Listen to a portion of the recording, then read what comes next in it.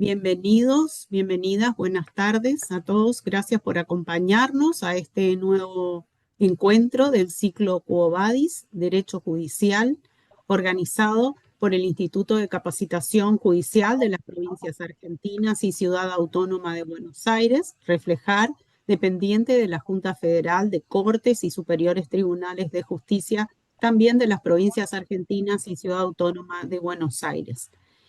En este nuevo encuentro nos va a acompañar como entrevistado el director y coordinador del ciclo, doctor Eduardo Yudgar, ministro del Superior Tribunal de Justicia de la provincia de Santiago del Estero y también vicepresidente regional de Reflejar. Este es un ciclo que tiene como objetivo analizar el devenir y por dónde va el derecho judicial, el derecho que van creando los jueces a través de sus sentencias en los nuevos contextos que nos toca vivir. En particular, la temática que hoy vamos a tocar es las causas y fundamentos de la estabilidad e inestabilidad de la jurisprudencia de las altas cortes. El tema tiene que ver con principios como el de la seguridad jurídica, como el deber de argumentar las sentencias y mucho más. Esperemos que sea de interés de ustedes y para ello los invitamos a que mantengan silenciados sus micrófonos y registren su asistencia a través del formulario que en breve vamos a dejar en el chat. Buenas tardes, doctor Yudgar. Adelante, por favor. Muy bien, Alejandra, muchas gracias. Gracias por la introducción. Muy contento de iniciar esta segunda parte de este ciclo Quo Vadis Derecho Judicial, en donde vamos a afrontar este segundo semestre también tratando temas que son de interés. Algunos parecen que son temas que suenan como verdades de perogrullo. Otros, pero que muchas veces ha generado discusiones, ha generado también muchos efectos en la credibilidad de las decisiones judiciales y siempre se ha dicho que el principio de igualdad de armas en los procesos son notas esenciales para lo que justamente vos has mencionado en la introducción, la seguridad jurídica. Pero el problema es que el derecho no es una ciencia exacta, más allá de la gran aspiración que tuvo el ilustre jurista alemán Hans Kelsen, donde con la teoría pura hablaba de sistemas puros, sistemas muy equivalentes a lo que era buscar esa exactitud y precisión para justamente no encontrarnos con sorpresas que podría hacer sospechar a quienes eran consumidores de un servicio de justicia, decir que hay tratos discriminatorios que rompen con ese principio de igualdad. El problema es que las ciencias exactas eh, son esas, exactas, ¿no? Dentro de una lógica formal, pero el derecho está dentro de la gran amplia gama de las ciencias que nos ha brindado la antropología dentro de la antropología social, ¿no? Vinculada al estudio de las conductas humanas de un modo antropocéntrico, siendo que hay muchas ciencias que estudian la conducta humana desde distintos puntos y que está dentro de esta gran rama que le llamamos la antropología social en contraposición a la antropología biológica, científica, donde están las materias que dentro de una lógica formal de exactitud prácticamente no hay sorpresas, aunque por ahí, dentro de las teorías de los paradigmas científicos, Thomas Kahn desafió diciendo que a veces hasta en esas miradas dependía también de alguna mirada subjetiva y que hasta en esas ciencias podía haber eh, cuestiones de debates, ¿no? Hoy lo vemos mucho también cuando va cobrando fuerza con el desarrollo de la civilización humana, cuestiones como la física cuántica, por ejemplo, ¿no? Que va desconstruyendo muchas de las verdades físicas. Y después tenemos a Karl Popper que decía que toda verdad es relativa, que siempre hay una verdad que va a ser verdad mientras persuada con sus fundamentos, con sus respaldos, hasta que venga otra verdad con mayor fuerza y que la venza mostrando su falsación. Y ¿De dónde surge, doctor, la idea del precedente judicial, o sea, de la fuerza del precedente judicial? bueno, porque los desacuerdos humanos, como seres racionales y teniendo un amplio grado de subjetividad, nos basamos en los acuerdos, está la ley convencional, ¿no? Hasta las conformaciones de los estados nacen de un contrato social, como lo pensaban eh, franceses como Rousseau o de las islas británicas como Locke, ¿no? Desde distintos puntos. El hombre para vivir en sociedad, Aristóteles decía, lo que nos diferencia del resto de los animales gregarios es que tenemos el uso de la razón. Si no, seríamos en una misma línea que cualquier animal creado por la naturaleza. Bien, ¿y eso tiene Entonces, raigambre eso en nuestro hace que derecho, ese precedente, o viene de otro es derecho? buscar la ontología. Pasa que Ujú, nosotros, con las urgencias de la vida moderna, no nos gusta ir a las fuentes y ujú. ocultar las naturalezas jurídicas. Y también hablamos ligeramente de precedente y jurisprudencia como si fueran sinónimos y no lo son. Exacto. Las sentencias, que por lo general, están vinculadas al principio de la máxima romana jurisdictio, que quería es decir, el decir de los jueces, y que viene también de que los jueces, por tan delicada misión, tenían la virtud de la prudencia, juris, prudencia. Decir de los jueces sí, pero con prudencia, no cualquier opinión de cualquier otro ser racional.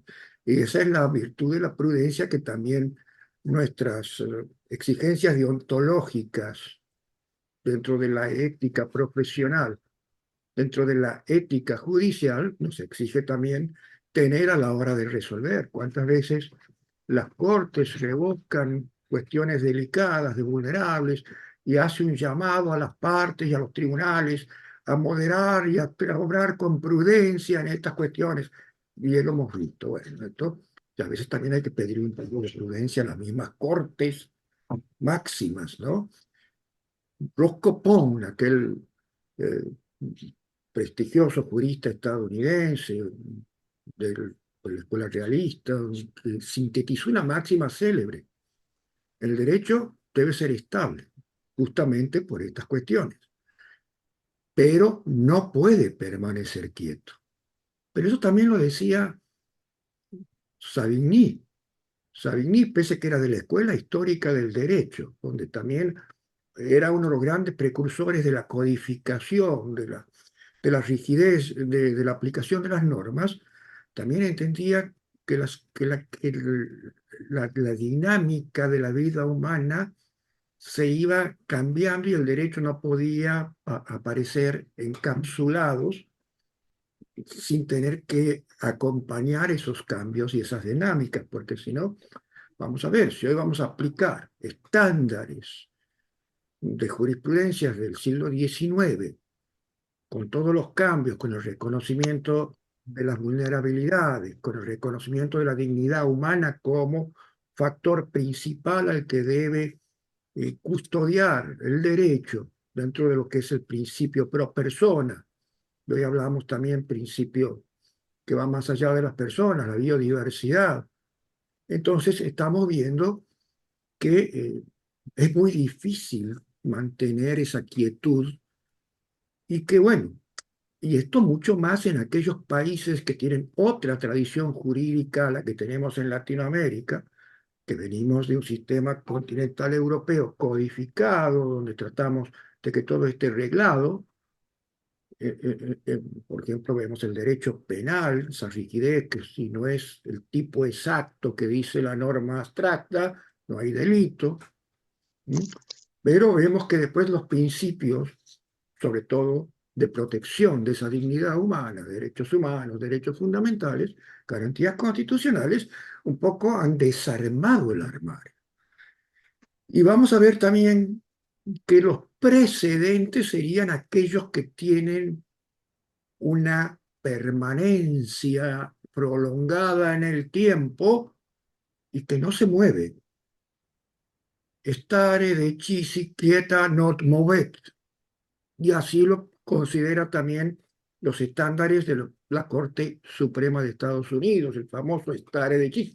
Y bueno, pero ¿cuál es el problema?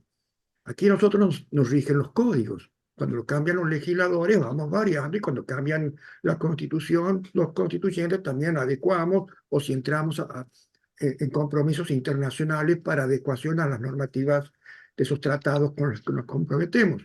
Pero, ¿qué pasa, por ejemplo, si no hay cambios? Pero hay cambios en esa jurisprudencia. No se cambia la ley, no se cambia la Constitución, pero resulta que situaciones calcadas, aunque nunca hay dos casos iguales en el mundo judicial, este, tienen salidas diferenciadas.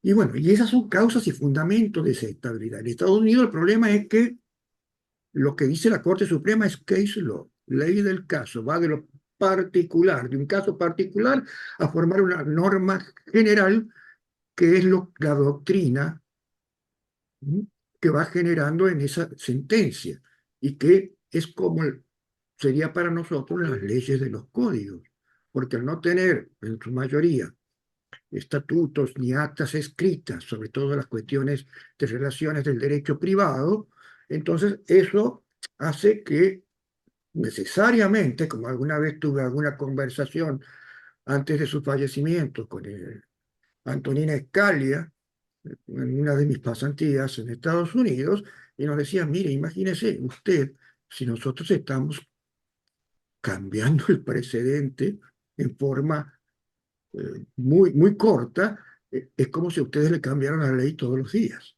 ¿no? Entonces, ¿qué seguridad podemos hablar? Por eso, a veces tenemos que aplicar a lo que él le llamaba la solidaridad constitucional.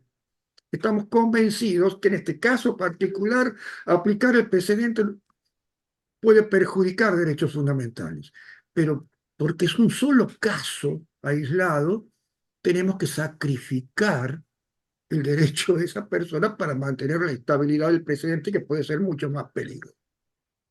Entonces, así se piensa desde esas miradas del stare decisis norteamericano. Pero, ¿por qué? Porque por ley está establecido que sea así, o sea, por ley del mismo precedente, porque no tienen estatutos, o por mandatos constitucionales. En cambio, aquí no. Aquí, por ejemplo, no hay una norma positiva que diga, no había, ahora están saliendo recién, que los fallos de la Corte son obligatorios. Eso ha sido generado a través de jurisprudencia de la propia Corte Suprema. Quizás algunas cortes provinciales, como la nuestra, tenemos una ley orgánica que dice que como tenemos derecho de casación con función unificadora de jurisprudencia en el ámbito local, nuestros fallos son obligatorios para los tribunales inferiores, pero no lo dice el tribunal, lo dice el artículo 29 de la ley orgánica, por ejemplo, de Santiago del Estero, y así debe haber varias leyes orgánicas dentro de las provincias argentinas, dentro de su voluntad federal, que lo dice así. La Corte tuvo un artículo del 31 de la ley de la Constitución del 49 que sí decía que sus fallos eran obligatorios y que debían ser seguidos por todos los tribunales argentinos de cualquier fuera jurisdicción. Pero al perder vigencia la Constitución del 49 volvió a quedar huérfana de ese artículo. Entonces, en una interpretación pretoriana dice, ¿cómo? Si yo soy la máxima instancia, como dice la Constitución, ¿cómo no van a ser obligatorios mis fallos? Y menos en un Entonces, sistema. Más concentrados en ¿Cuál, lo difícil. cuál sería el camino que tienen las Cortes? ¿Cuál es la herramienta que tienen las Cortes para, eh, entiendo a través de la interpretación constitucional, ¿no? Hacer, poner vida a la evolución justamente de las conductas sociales, de los casos, Bueno, cómo podría el, actualizar o evolucionar. el tema está en poder justificar esos cambios. Si no hay Bien, un trato desigualitario, porque el otro va a decir, che, a mí, hace un mes atrás me fallaste así, de esta forma, y resulta que este que viene con el mismo tema, ahora me fallaste en contra, y ahora este que viene con, a él le falla bien, al final falla por la cara o por qué fallas. Por eso la explicación no viene después, la explicación viene antes, mire, sí, señores, que antes no le dimos razón por esto, ahora tenemos que darle porque ha habido tal causales, por eso hablamos de causas y fundamentos sobre claro. estabilidad e inestabilidad. Obviamente que en el debate político todo cambio de jurisprudencia se lo analiza desde el punto político, desde el punto de intereses políticos, económicos, pero las causas pueden ser variables. Y esto hablamos en general. Causas y fundamentos de estabilidad e inestabilidad de precedentes se explican a partir de las tensiones entre dos valores que bien lo hemos mencionado: seguridad jurídica, predictibilidad, igualdad, confianza legítima y la necesidad de adaptación, de ordenamiento a cambios sociales, normativos o incluso a la corrección de errores. Un gran juez que tuvo asociado la Corte de Estados Unidos, Robert Hamilton Jackson, que fue el jefe de los fiscales antes de ser juez de la Corte asociado, en tribunales de Nuremberg, él decía, nosotros la Corte no somos, no tenemos la última palabra porque seamos infalibles, sino somos infalibles porque tenemos la última palabra. No porque siempre la razón los apoye, sino porque nadie podía revisar sus fallos. Y así lo sigue siendo hasta la actualidad en Estados Unidos, que tampoco está condicionado por ningún tratado internacional. Entonces, que veía la gran responsabilidad que se tenía, y en eso también puede ser que otra integración que venga después vea esa jurisprudencia errónea. Y hoy estamos viendo grandes cambios en ese stare decisis norteamericanos, pero que dan mucho que hablar. ¿Mm?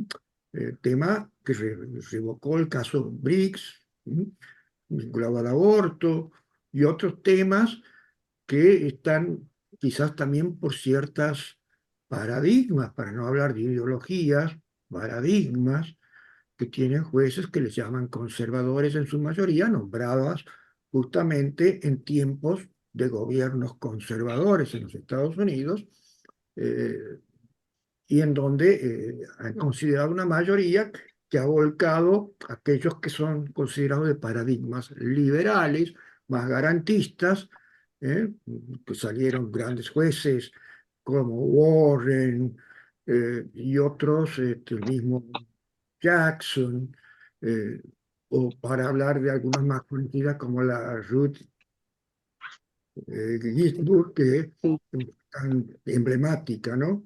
O Ujú, hoy podríamos hablar de Sonia Sotomayor, ¿m? Pero que están en franca minoría y tienen otras visiones. Por eso también salen tan divididos los fallos. Esto pasa en cualquier corte. Y ujú, no está mal que a veces haya inestabilidad, pero obviamente que hay que respetar una cierta línea de mantenimiento y si es necesario modificarlas, esforzarse y no cambiarlas sin decir nada.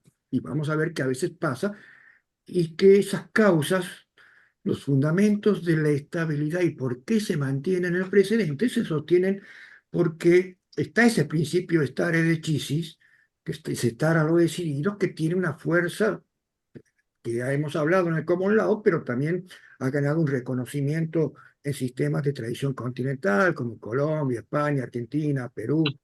Y los principales fundamentos es esa seguridad jurídica y predictibilidad, porque el ciudadano común, los operadores jurídicos, tienen que confiar en las reglas judiciales, son las reglas del juego, de mantener, digamos, esas reglas, ujú. ¿no? no. Sería como jugar al ajedrez y que las reglas establecidas del movimiento de las piezas me estén modificando antes que pueda hacer otra jugada, ¿no? Sería una, un caos. Y también la igualdad Entonces, inmaterial está tocada en estas cuestiones. Casos iguales o análogos pueden resolverse dentro de un principio de igualdad ante la ley de forma similar, como donde se puede utilizar la analogía o usar la analogía, o la eficacia y la coherencia del sistema en cuanto a la reiteración de litigios idénticos, ¿no? Para entonces, unificar, ¿no? Que a veces los tribunales inferiores tienen posiciones diferenciadas. El famoso caso Fall de la Corte Suprema, que era abstracto y había terminado toda la cuestión. Sin embargo, dijo, mira, en este caso es abstracto, pero voy a expedirme a pesar, porque nunca va a llegar a la Corte, que tiene la última palabra, y resulta que, porque por el tema de los embarazos, que son cortos, no son los tiempos para que me llegue y pueda definirlo. Ya que ha llegado hasta aquí, hacia ya haya terminado hace 3 años con el aborto de aquella joven, igual voy a expedirme y salió ese famoso caso, ¿no? Que después terminó en un protocolo casi de aplicación generalizada, ¿no? Casi al estilo de un tribunal constitucional, ¿no? No quiere decir que la Corte no lo sea, de un tribunal dentro del marco del control concentrado de los tribunales constitucionales y no de Cortes Supremas. A eso me refiero. Entonces, eso también hace a lo que sea la eficacia y coherencia del sistema y a la legitimidad institucional de respetar sus propios precedentes que refuerzan la autoridad de una alta corte. Y porque hay mayor percepción de que el derecho no es arbitrario. Y esto en los sistemas continentales, con sus jurisprudencias, que al principio no eran fuente formal primaria, hoy lo son. ¿Eh? Y han constituido doctrinas de precedentes horizontales. Ustedes ven la casación horizontal, hoy también influenciada por las exigencias del doble conforme, que también aparecen como recursos como para mantener esa coherencia. Ahora, cuando hablamos de la inestabilidad y por qué entonces hay inestabilidad y por qué se cambian, ¿no? Porque no hay ningún sistema, incluso de aquellos rígidos como el de la Corte de Estados Unidos con su stare decisis, que puedan considerar como inflexible y siempre hay una puerta que admite el cambio cuando existen, escuchen bien la palabra, no solamente justificaciones, sino la doctrina de Estados Unidos habla de special justification, o sea, una justificación especial, más allá del simple desacuerdo con el razonamiento anterior. ¿Cuáles son las causas de estos cambios? Errores o defectos de los precedentes, porque había interpretaciones incorrectas de la Constitución o de las cuestiones fácticas, que después empieza a generar resultados injustos o incoherentes. Seguramente alguna disputa que había décadas pasadas entre que discutía el marido con la esposa y iban a un tribunal y decían, no, no, usted mujer tiene que hacerle caso a su marido. Hoy sería una sentencia misógina, inadmisible, estereotipada. Entonces, porque ha habido cambios en la estructura social de reconocimiento de derecho de la mujer en igualdad de los varones que no existían en esa época. Y mira si todavía tendríamos que mantener esas cuestiones. Entonces, ahí vemos que aparecen esas causas especiales. También podemos hablar en ese marco de circunstancias fácticas sociales y a veces económicas y políticas que han evolucionado en la realidad donde se aplica, de tal forma que la regla anterior no es ni adecuada ni justa dentro de ese marco, o cambios legislativos, aprobaciones de leyes que alteran alcances de ciertos derechos, también evolución de lo que se entiende como principio constitucional, el tsunami que fue la incorporación de la dignidad humana después de los tribunales de Nuremberg fue un cambio a nivel mundial, ¿no? Nueva comprensión de principios constitucionales, de dignidad, de igualdad, de progresividad, que es materia de trabajo de todos los días que tenemos los jueces. También una evolución del entendimiento, es la comprensión de ampliación de protecciones a grupos vulnerables, donde ya no solamente es la justicia lineal, formal, recta, sino también la temperación mediante principios de equidad, que si no, no se hubieran logrado las equiparaciones de las reivindicaciones de las mujeres, del reconocimiento de los niños como sujetos, del trato adecuado a las personas con discapacidad, y así los distintos ejes de vulnerabilidad que nos enseña, por ejemplo, las 100 reglas básicas de de acceso a la Brasil. justicia de Brasilia, ¿no? Y que es solamente enunciativa y no es taxativa. Y también vamos a ver que puede haber inconsistencias de fragmentaciones jurisprudenciales que vamos a decir que hay muchas líneas contradictorias. Antes los tribunales de cámaras tenían los plenarios, ¿no? Cuando había que una sala decía una cosa en el orden nacional o federal y la otra decía otra, hasta que un día decía, bueno, vamos a hacer un plenario para unificar para que esta sala o esta tribunal tenga un solo criterio. Y bueno, por la regla de la mayoría, definían cuál criterio se imponía. Bueno, también pasa. ¿Por qué los tribunales son colegiados? Cuanto más sube la instancia. Y porque dicen, bueno, hay que ver todas las visiones, cuál vence dentro de esa línea, como decía Popper, que se puedan demostrar falsaciones y que se pueden imponer una nueva verdad, y por eso también van cambiando la jurisprudencia. En Estados Unidos ponderan muchos factores como la calidad del razonamiento, que son eh, reglas que funcionan en la práctica o expectativas legítimas generadas, si el precedente ha sido erosionado por decisiones posteriores.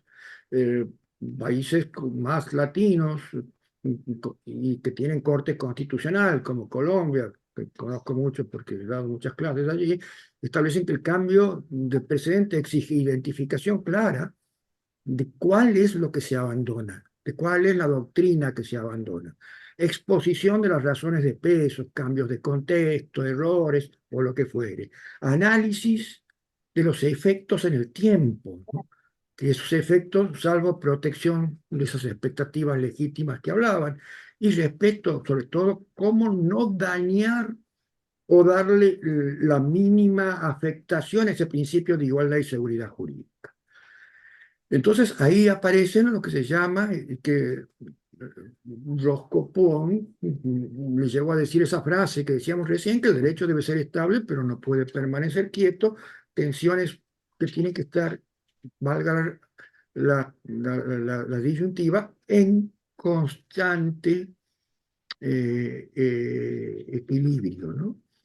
Y esto también que cuando hay demasiada estabilidad y rigidez, va a empezar quizás a visualizarse injusticias porque los casos siempre tienen un punto de distinción y puede a veces estar desconectado con la realidad fáctica de los procesos y que puede erosionar esa confianza al hacerlo y a veces puede que haya hasta arbitrariedad. Por algo existe una doctrina de la arbitrariedad, ¿no? En esa apreciación. Por eso también vamos a decir que estos son cambios que pueden estar justificados, que son necesarios y que se han venido efectuando a lo largo de la historia jurídica en los países. Pero otra cuestión que ya un poco también es más discutida cuando se cambian las composiciones de la Corte. ¿Cuáles son las causas más directas? Y bueno, llega un juez nuevo a la Corte y dice, mire, yo siempre he renegado con los precedentes de esta Corte, que lo creía equivocado, ahora yo soy juez de la Corte, ¿por qué? Si soy juez independiente, ¿por qué voy a estar atado a algo que yo considero que está mal? Y si vienen varios con esa idea, obviamente también cambian, ¿no? Eh, eh, puede, bueno, veamos el caso Fontevecchia, por ejemplo, una doctrina rígida que tenía la Corte Suprema en la relación con la Corte Interamericana, todavía dijeron, bueno, hasta aquí llegó mi amor. Y quedó solito Juan Carlos Matea manteniendo esa inercia, ¿no? Entonces, después veremos.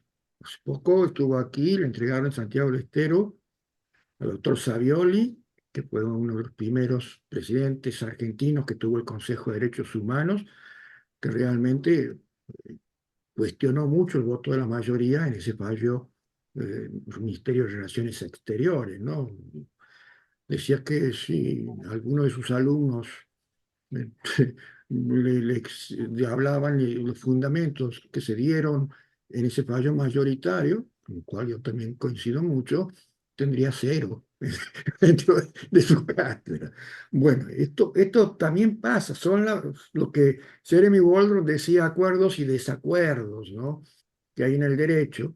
Y en Estados Unidos, que siempre miramos para ahí, no sé si para bien o para mal, los cambios de mayorías, sean conservadores, sobre todo en los últimos años, tras nominaciones de presidentes republicanos, han permitido la sobreescritura, el overruling, ¿no? De procedentes importantes como cambiar, decía, ese que se estableció en la década de 70 sobre la interrupción del embarazo, Roe versus Wade, con el caso Dobbs en 2022 y encima con un escándalo que se filtró el voto antes del juez Alito, antes que el fallo fuera conocido y notificado, ¿no? Y a veces son otra de las cuestiones por esas polarizaciones ideológicas, que entonces, bueno, ya, si hablamos de polarizaciones ideológicas, ya la justificación se empieza a desdibujar, ¿no? Eh, no sé si quieres preguntarme algo, Alejandro. Sí, simplemente hacer la reflexión de la importancia de la argumentación específicamente en clave constitucional como la solución, esta herramienta de la que hablamos justamente, y la pregunta iría hacia la argumentación y la validez de los votos en los cuerpos colegiados, ¿no es cierto? Donde ahí justamente podríamos pensar en el tema de quién se mantiene en la jurisprudencia anterior y quién decide a partir de la jurisprudencia anterior y la riqueza del caso argumentar hacia un derecho evolutivo.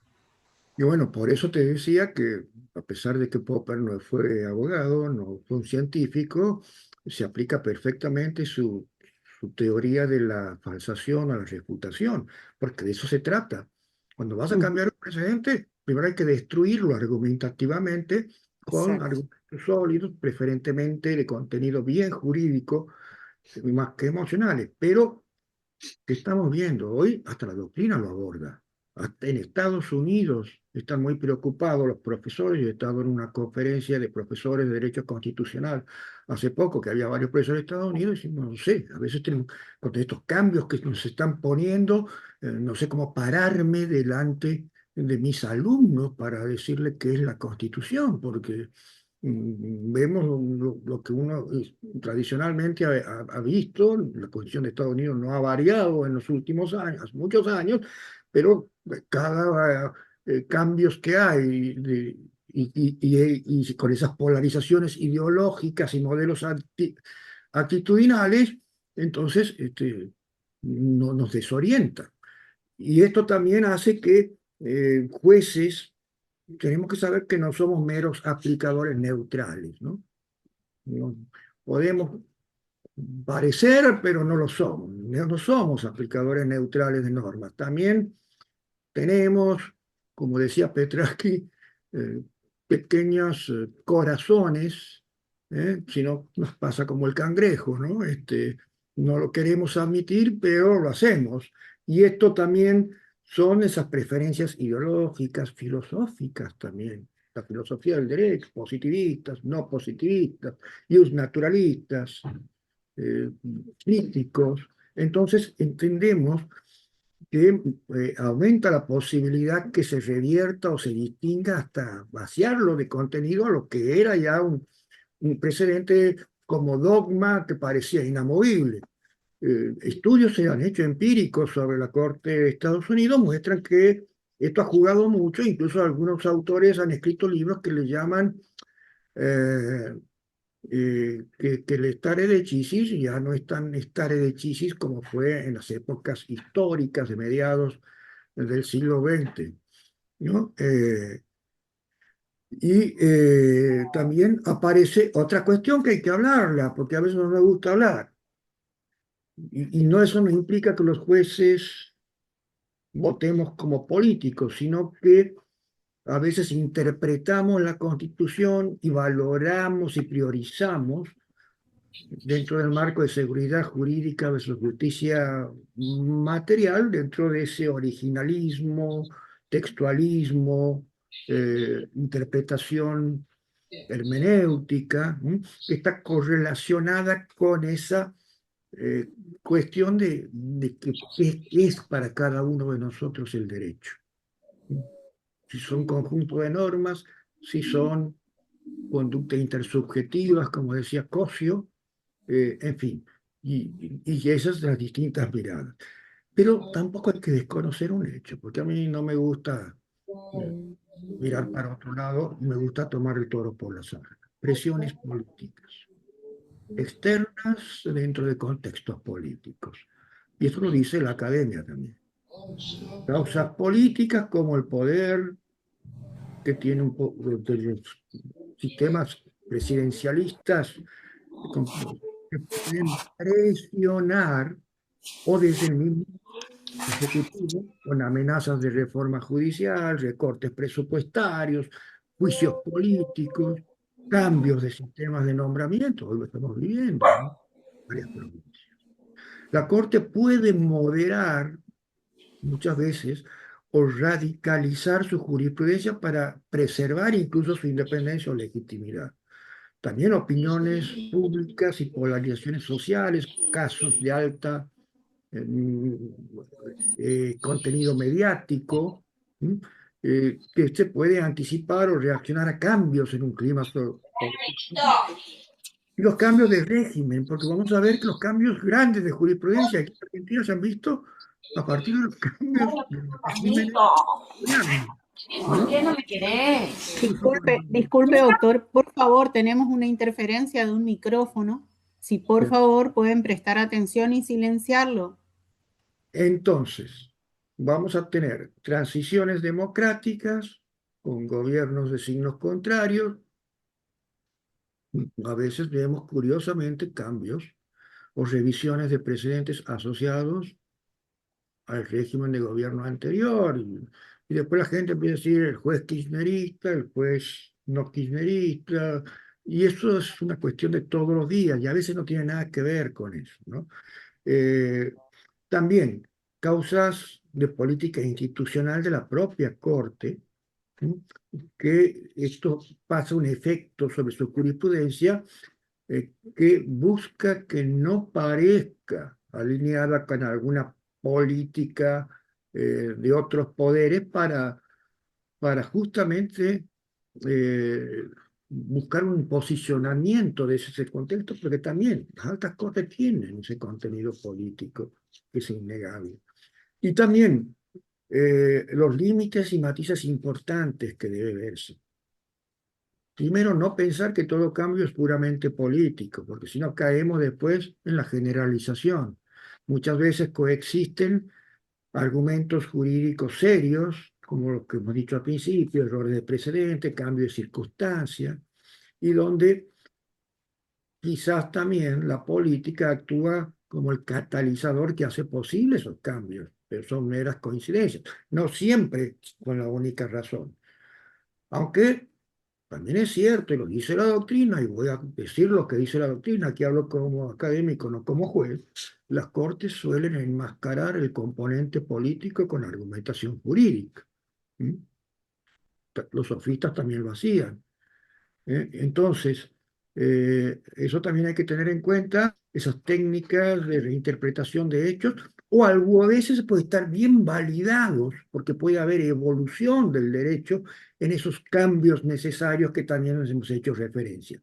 Ahora, esto tiene que ver mucho, como decíamos, en sistemas fuertes con tradiciones de stare decisis como Estados Unidos, con precedentes vinculantes, en donde prefieren revisiones silenciosas o graduales, que no sea de golpe, pero en los últimos tiempos esto no está pasando en los Estados Unidos.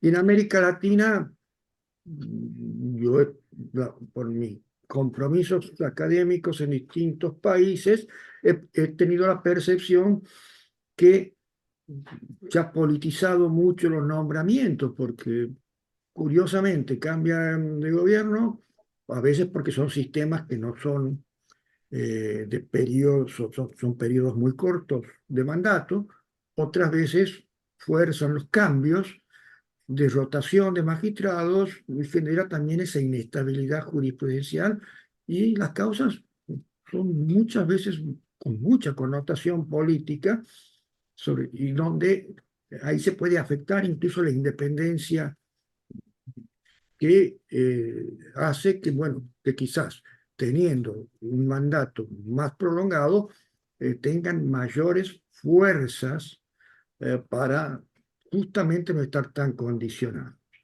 En definitiva, las principales causas cuando son estas que diríamos serían las menos justificables son cambios de mayorías ideológicas, preferencias ideológicas, presiones y o alineamientos y estrategias de legitimación como autodefensa que las cortes utilizan dentro de esos sistemas. También estas causales no van a eliminar los fundamentos jurídicos del cambio, que sí, ahí hay que hacerlos, como cuando los elementos jurídicos son los errores, cambio social, pero explican por qué ciertos precedentes resisten durante décadas y de repente caen cuando cambia el equilibrio de poder dentro de esa misma corte. Y lo vemos en los ejemplos cuando se altera, por eso es tan importante el debate de elección de magistrados como de la Corte Suprema o de los mismos superiores tribunales de justicia, ¿no? Aquí en la Argentina, porque justamente después vienen todas esas especulaciones que no le hace bien a la credibilidad. Y quizás la presidencia Roberts en los Estados Unidos sea recordada con mayor fuerza como la de estos cambios un poco no justificados o muy discutidos que tuvo la Corte de Estados Unidos. También la Argentina, obviamente, vamos a hablar de estas cuestiones, solamente en el caso del Ministerio de Relaciones Exteriores, donde había jueces que venían votando de una forma prácticamente como casos que podría decir eh, Mohamed o causas como otras que o el caso Cantos o el caso u otros casos que prácticamente tuvo que volver sobre sus pasos. Y hubo algunos jueces que después entraron nuevos miembros con sus nuevas ideas, cambiaron la posición respecto a los fallos de la Corte Interamericana y estos se adhirieron sin justificar nada, sin decir nada, simplemente firmaron el voto de la mayoría, cuando quizás existía un deber de decir por qué cambiar, ¿no? Entonces, eso también debilita. Y esas tensiones pueden darse. Ahora bien, eh, en la Argentina, esto lo advertía ya Néstor Sagüés. Néstor Sagüés, a esos cambios abruptos, tenemos abruptos de diferencia de Estados Unidos, y Sagüés decía que, bueno, no, esto, una visión más descriptiva, esto es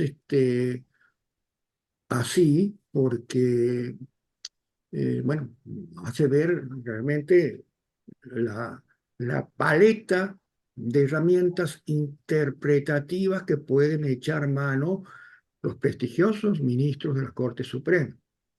Ahora, después aparece Roberto Gargarella tomando estas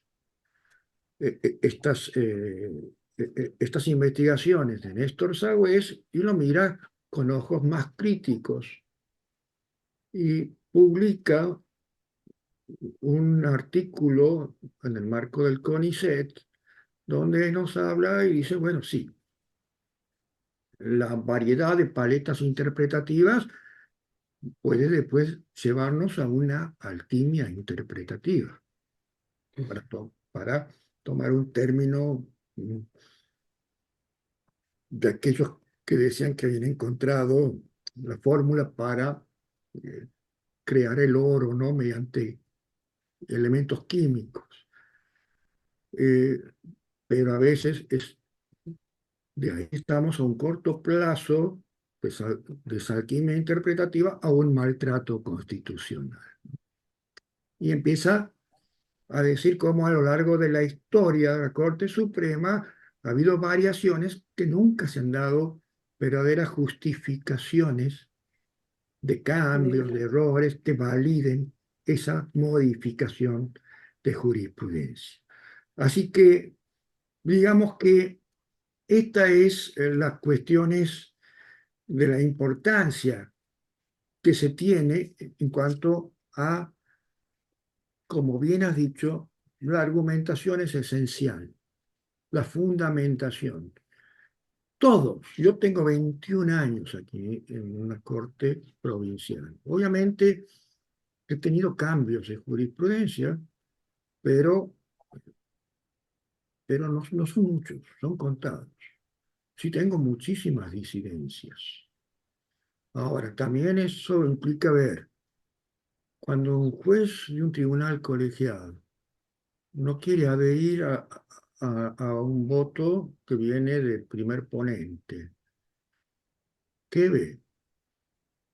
Que ese voto no es razonable, porque si buscamos siempre la razonabilidad de las decisiones y no quiero adherirme a ese voto, por algo, en otros países a las disidencias, como llamamos nosotros, les llaman salvamento. Quiero salvar mi posición y hago un voto aparte y disiento.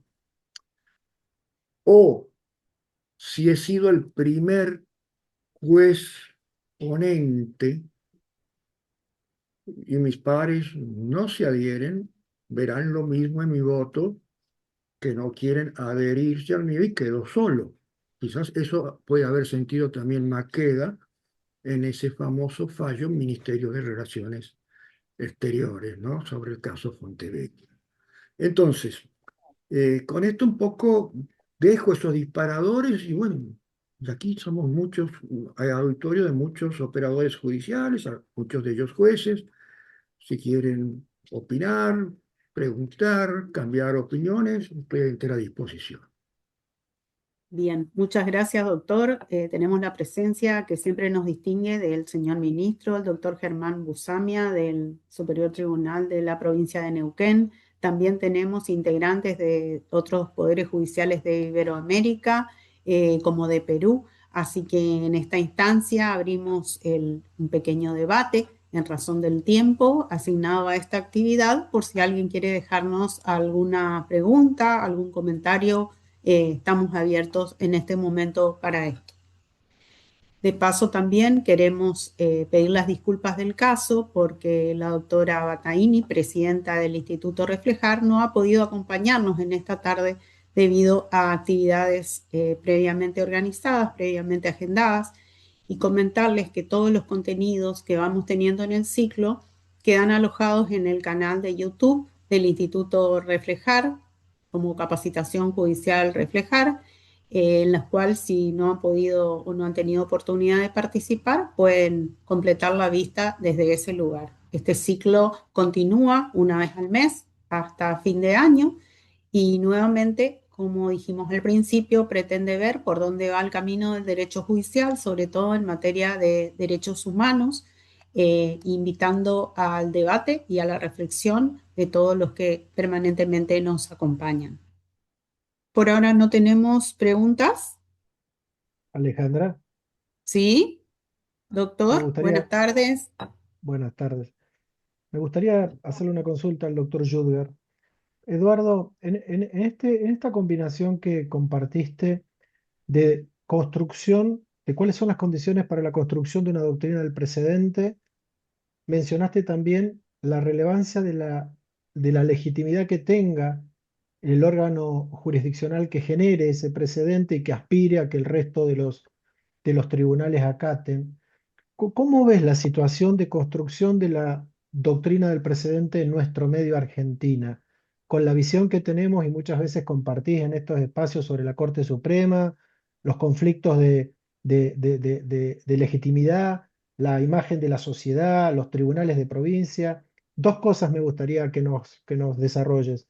¿Cómo ves el estado actual de la doctrina del precedente y cómo te posicionás como magistrado, como cuando comentaste? Tenés la decisión íntima de apartarte de ese precedente que está rigiendo. Muy bien, Germán. Primero, caluroso saludo, con el aprecio que te tengo, colegas, no solamente de tribunales superiores, sino de reflejar. Bueno, es una pregunta que le hemos visto, le hemos vivido también, ¿no? No solamente los que estamos en el mundo jurídico. No sé si recuerdas años, hace no muchos años, el famoso tema de el beneficio del 2 por 1, cuando la Corte, con la nueva mayoría que tenía, entendió que a quienes habían sido condenados, el caso Buenia, por delitos de lesa humanidad, eh, podían tener los beneficios en la ejecución de su pena de la ley que estuvo vigente de contar 2 días de prisión por condena por un día de prisión preventiva, ¿no? Y entonces ahí hubo fallos de minoría que no lo aceptaron, pero hubo una reacción de la legitimidad, ¿no? Es decir, la legitimidad no solamente está dentro de lo que es el orden de la Constitución, ¿no? De estar a lo que dice la Constitución, no resentir, digamos, la conformidad constitucional, desde mi punto de vista, sino también al sentir que tiene cuando hay una respuesta contundente de la sociedad. Y me acuerdo que apenas se conoció ese fallo, se movilizaron todas las fuerzas políticas, hasta las que estaban eh, más enfrentadas dentro de lo que conocemos como la grieta aquí en la Argentina, ¿no? Irreconciliables, pero todas tuvieron apoyo para después sacar en el Congreso una ley que primero repudiaba ese fallo mayoritario y en segundo lugar modificó las normas penales diciendo que aquellos condenados por delitos de lesa humanidad no tenían beneficios. Sí se les respetaban los derechos de defensa, pero no tenían beneficios después durante el cumplimiento de la pena, ¿no? Como diciendo que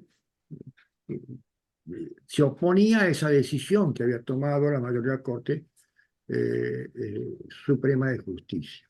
Y hubo una movilización masiva. Y cuando muchos jueces federales que atendían esas cuestiones de ejecución en las provincias, incluso no acataron esa decisión de la mayoría. Hubo una desobediencia no solamente de repudio de la sociedad, sino también por unanimidad de todas las fuerzas políticas que integraban el Congreso, y también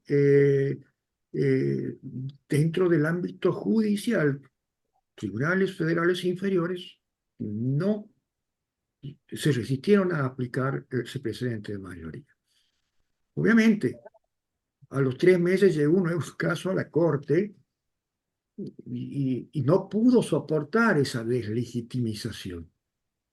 Y salió el fallo Batalla, en donde en la misma situación que Muiña, dijo, bueno, no, dice, la mayoría volvió sobre sus pasos, ¿no? A los 3 meses, dijo, mire, bueno, Muiña votamos que sí tenían derecho al 2 por 1. Bueno, los que votaron no dando el beneficio estuvieron tranquilos, porque no tuvieron que modificar nada, pero la mayoría volvió sobre sus pasos y dijo, mire, la verdad que si bien no mantengo mis principios, pero como ha salido la nueva ley dictada por el Congreso, que es inaplicable, a este señor Batalla, lamentablemente no, no lo vamos a beneficiar, así que no se le vamos a aplicar, y dictaron todos, sí, que era inaplicable para quienes habían sido condenados por delitos de lesa humanidad. Claro que ese argumento suena flojo, porque si el argumento de aplicar el 2 por 1 a quienes habían cometido delitos de lesa humanidad lo era porque decía que se tenía que aplicar el principio más favorable, este señor Battaglia también venía del tiempo de Muiña y le aplicaron una ley posterior, ¿no? No importó, o sea, quizás hubiera buscado un argumento más creíble para, en cierto modo, querer reparar esa pérdida fuerte de legitimidad que tuvo en ese momento la Corte Suprema. Después hay otros que quizás, porque quizás le interesa a cierta comunidad judicial, ¿no? Como la federal, el tema de la permanencia. El tema de la permanencia de los jueces conforme a la Constitución del 94, cuando comparamos el caso Fait de la década del 90 con el caso Schifrin de 2017. ¿Qué decía el caso Fait? Bueno, Carlos Santiago Fait ya prácticamente estaba muy cerca de los 75 años cuando se reformó la Constitución y se puso límite de permanencia a los 75 años a los jueces, salvo un nuevo acuerdo, y él no quiso arriesgar a estar a la voluntad política de que le den o no nuevo acuerdo y presentó un amparo que la Corte, que llegó después a la Corte Suprema, y creo que la mayoría fueron jueces, con jueces, los que votaron, pero jueces ad hoc, ¿no? Ni siquiera jueces, porque todos en cierto modo tenían conflicto de interés. Y dijeron, no, que los constituyentes del 94 no respetaron la ley de necesidad de reforma que dictó el Congreso, este, convocando, y que se excedieron al ponerle límite a la edad de los jueces, y con eso Fay quedó hasta, sabemos, los 98 años. Y tras de Fay, cientos de jueces federales. Por eso existen hoy jueces que tienen, o juezas que tienen hasta 95 años, alguna muy conocida, como la doctora Servini, por ejemplo, que tiene más de 95 años, porque quedaron en ese precedente. Y la última que se benefició con ese presidente fue la doctora Hayton de Nolasco, que con solo fallo de primera instancia que no aprobó el Estado, ella quedó más de los 75 años en la Corte Suprema, aunque a las semanas salió el fallo Schifrin, que era un juez de la Cámara de la Plata federal, y que le dijeron, la nueva mayoría, mire, no, está bien, usted viene aquí llegando, ganando las instancias porque aplican el precedente FAI, pero hasta aquí llegó nuestro amor. Ese fallo de la Corte Suprema del 98 es inconstitucional. Así lo dice. porque sí tuvieron los constituyentes facultades para poner límites. Por lo tanto, usted váyase a su casa, si no le mandan la renovación del acuerdo por el mecanismo de prolongación para estar más de los 75 años. Y así, bueno, vemos un cambio rotundo. Obviamente que no tuvo esa repercusión como el tema, porque el tema no era la sensibilidad como los delitos de lesa humanidad. Pero muchas veces también hay que entender esas motivaciones y que muchas veces nosotros, las provincias, a veces estamos en desacuerdos con fallos de la Corte Suprema. Porque si vemos el fallo Ministerio de Relaciones Exteriores, en donde la Corte en su mayoría dice, che, Corte Interamericana, vos no tienes el margen de apreciación nacional como admite el Tribunal Europeo para que nosotros tengamos mejor posición para mirar la solución al problema de que se trata. Por lo tanto, te exigimos que nos dejes a nosotros eh, tener preferencia de apreciación, que eso es el margen de apreciación nacional. La teoría está muy aplicada en el sistema de derechos humanos europeo, pero aquí no, aquí está el control de convencionalidad. Ahora, dentro de ese marco, si bien nosotros somos un mismo país, pero somos un país federal, y muchas veces nosotros también vemos esas cuestiones de los posibles daños que puede conformarse con determinados fallos a la economía regional, a la economía provincial. Y la Corte no tiene esa visión, ni tampoco nos admite un margen de apreciación provincial, ¿no? Entonces, bueno, eh, quizás no se deba exigir lo que no das. Y esto lo hemos visto también. Yo no voy a juzgar el tema de la justicia o no de los famosos fallos políticos de gobernadores a través de las sentencias que se emiten, por ejemplo, de establecer la inhabilidad a determinado candidato en función de que estaría forzando su constitución provincial para reelecciones. Dejo aparte eso, pero sí voy que las garantías del debido proceso tienen que darse en todo marco, como dice el artículo 8 de la Convención Americana, incluso en cuestiones administrativas. A mí me preocupa seriamente el tema del derecho de defensa, porque la misma teoría de del respeto a las garantías judiciales es básicamente una cuestión que ha refundado como dogmática la Corte Suprema. Y está bien que así lo sea, porque es una de las garantías principales, la garantía del debido proceso. Pero no llevarlo respetando la línea tradicional a través de un recurso extraordinario federal, esa discusión en que estén todas las partes para tomar la última decisión y hacerlo por la vía del proceso originario a través de una declaración de certeza, vemos que no se compone bien los sujetos procesales. ¿Y esto por qué lo digo? Porque viene un partido que por lo general es el partido opositor o el que tiene menos posibilidades de ganar, hace el planteo, quizás con razón, lo hace por competencia originaria y la Corte cita a la provincia.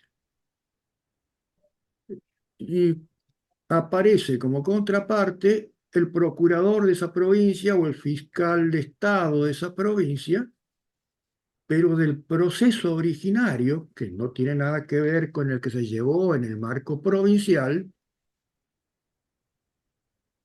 no participa ni el candidato impugnado, ni el partido que lo propuso, porque si era gobernador ahí no va como gobernador, no lo cubre la participación de la Procuración o de la Fiscalía de Estado, sino tendría que ir algún representante del partido, por lo menos, cuyo candidato lo han impugnado, y después termina, si viene demandada la provincia, termina condenando por inhabilitación a fulanito de tal que no puede ser candidato en esa contienda electoral del derecho público provincial.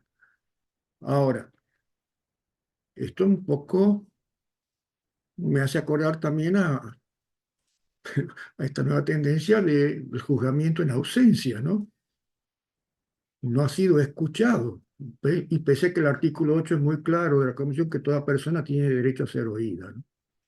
Entonces eso también, quizás esos cambios de antes de revisar, como lo había dicho en el caso, por ejemplo, que también se discutía las cualidades para ser gobernador desde la provincia de Buenos Aires, no recuerdo bien el nombre de este empresario colombiano conocido, colombiano argentino, que no tenía las condiciones y fue a la corte y le dijeron, no, señor, es una cuestión de derecho público provincial, solamente podríamos venir por recurso extraordinario si es que realmente hay una afectación a la Constitución. Aquí, utilizándose urgencias, bueno, al menos se lo hubieran citado a esos candidatos impugnados, al menos para escucharlos, sin entrar en la justicia o no de la decisión. Pero ya es deslegitimada, si hablamos de legitimación, cuando se han violado las garantías procesales.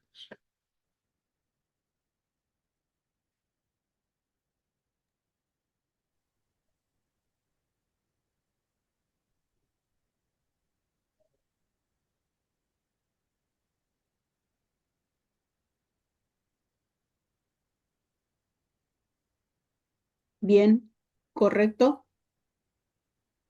¿Me están escuchando? Sí, pensé que se había cortado.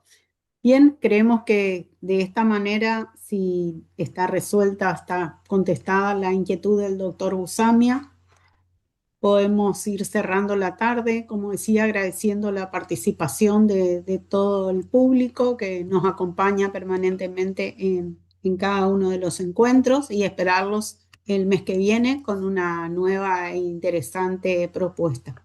Muchas gracias. Hasta luego. Bien, tengan buenas tardes y un gusto haber estado con todos ustedes la noche de hoy. Los esperamos el viernes que viene con alguna nueva propuesta.